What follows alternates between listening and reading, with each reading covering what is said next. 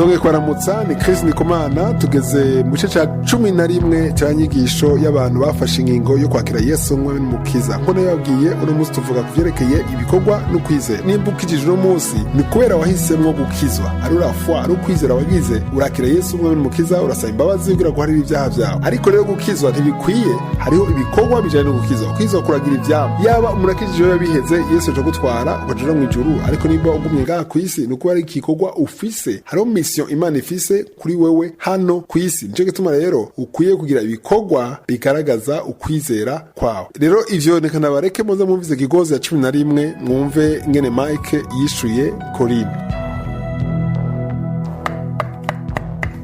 Karibu. Urakoze cyane Mike kunyakira. Karibu Corinne, muhira murakomeye. Ego turaho, turakomeye. Kw'ishure naho? No kw'ishure ni sawa, kandi turi mu bibazo. Nejo mfise ikibazo, ariko rero nabiteguye neza, uyu mwanya wari umwanya wo kuruhuka. Rero kubera ufise ikibazo, mbaze hakiri kare, hanyuma ce dutandukana. Sinzi kuvyibuka Mike igihe duherukana, nakubajije ku bintu vyerekeye ukwizera n'ibikorwa. Je ico kintu kiranzazane cyane. Hari umuntu yambariye ko nintakorera umwami ukwizera kwanje ngo ntaco kumaze, kandi arinze ko umuntu akizwa ku buntu no mu kwizera Yesu. Ega ico ciyumviro cawe nico kuri. Twakijijwe ku buntu no kubwo kwizera Yesu. Ariko Bibiliya iravuga muri Yakobo gice ca 2 murongo wa 26 ko nk'uko umubiri utagira impwemu uba upfuye, ariko no kwizera kutagira ibikorwa kuba gupfuye. Namba ndabitahuye neza Mike, uko kwizera ntaco kuba kumaze kandi nta buzima kuba gufise. Ko Bibiliya yakoresheje iryo jambo gupfa nta kindi, inyishu ni ego. Kandi ukwizera gupfuye kubora ku munsi nka kurya k'umubiri wapfuye. Mu ncamake vyose vyosigurwa n'umugani w'umusukoni w'ingumba uri muri Luka igice ca 13 murongo wa 6 ushaka umurongo w'9. Nusome witonze ico gice hanyuma umbarire ico vyiyumvirako.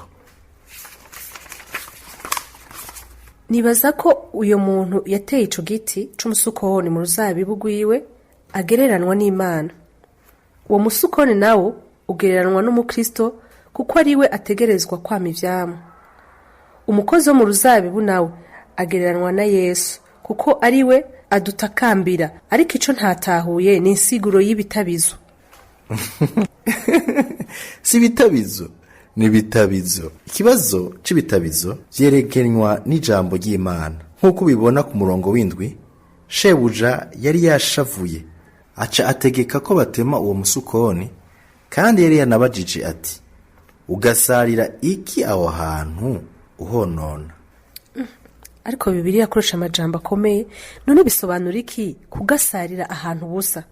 None ni kuki ukwiye gutemwa? Igiti kigasarira ahantu busa kiba ari igiti kironka ibitabizo vyaho mw'ivu gicishije mu mizi, ugasanga amababi yaco ararembaganye. Ukibona gisa n'igifise ubuzima. Nyene uruzabibu yakoze vyose kugira ico giti kimererwe neza, ariko kimaze igihe kirekire kitama, kiba gikwiye gucibwa kugira ngo kibisire ibindi biti bishobora kwama ivyamwa. None namba ari uko ni kuko Imana irekeraho abakristo batama ivyamwa kandi atacu baba bayimariye?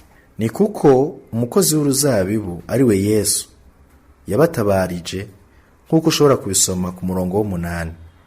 Ariko kibandanije kugumbaha gushika igihe c'imbabazi kirangiye, kizocibwa nk'uko ushobora kubisoma ku murongo w'9. Hamwe naho umuntu abivuze atomoye atagucisha mu migani, nakahe kaga ko kuba umukristo atabikorwa ukora mu gihe uba ukiriho? Umuntu abaho ariko umuvumo. Naco gituma Yesu yavumye wa musukoni wari utotahaje ibibabi gusa, ariko utariko ivyamwa, muri Matayo 21 umurongo wa 18 ushaka 19, kuko yarashonje. Corinne, ukwiye kumenya ko Imana igomba ivyamwa vyacu kandi ifise uburenganzira bwo bidusaba. Ndasubiyemo kandi ukwizera kutagira ibikorwa kuba gupfuye. Igigoze ntikiramata? sigarira amagufa. Hari igihe wigeze kumbwira igihe c'imbabazi kirangiye, ushaka kuvuga ko ari cya gihe Yesu azogaruka? Mbehoho hari ico wobimbwira ko? Ndumva ikibazo uri kuravuga, ariko unyemerere tuzobiganire muri Gigozi ya 12. Urakoze Mike. Imana iguhezagire. Nkuko mwavyumvise rero, ukwizera konyene kwa gupfuye. Ni vyiza ko usenga Imana, wamusenga imisi yose amasengesho, bwira Imana nshoboza, nyereka ico ushaka nkora mu bwami bwawe, nyereka ikintu nokora kubera nakwizeye, kubera nakijijwe, ndashaka kugira ikintu kiguhesha icubahiro, ikintu kijanye n'agakiza, kijanye no kwizera. Sindabwiye ngo ni iki canke kiriya, ariko nurekura ukareka Imana nyene igafata vona n'ubuzima bwawe, uzosanga Imana ikoriyanse mu vyo ishaka gukora. Niwagira ibibazo uzonyandikira buke zozo ndagufasha, ariko utahure yuko ukwizera konyene kudakwiye. Hari ibikorwa sivinze ngo je mwibarabara gume wiruka ugira ibikorane, sinko navuga, ariko hari ivyamwa bijanye n'agakiza. Hariho changement, hari attitude, hari imvugo, hari inyifato ijanye n'umuntu yakijijwe. Ivyo rero ni mpwemu y'Imana yamaze kuba muri wewe, azogufasha, azogufata ukuboko akwereke ngene uvyifatamwo. Tuzurangiza ino nyigisho mu gice ca 12.